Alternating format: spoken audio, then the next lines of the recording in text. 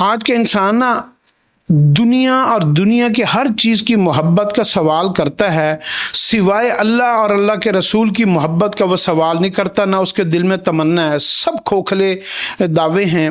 تو اگر آپ یہ چاہتے ہیں کہ آپ اللہ سے محبت کرنے والے بن جائیں، اللہ سے اللہ کو مانگ لیں، اللہ سے اللہ کے رسول صلی اللہ علیہ وسلم کی محبت مانگ لیں، تو ایک دعا حدیث میں آتی ہے، اللہم انی اسألک حبک وحب من یحبک والعمل الذی یبلغنی حبک، اللہم انی اسألک حبک وحب من یحبک والعمل الذی یبلغنی حبک۔ اس دعا کو آپ یاد کر لیں، اللہ رب العزت جو ہے آپ کے دل کو اپنی محبت سے بھر دیں گے، حضور صلی اللہ علیہ وسلم کی محبت سے بھر دیں گے۔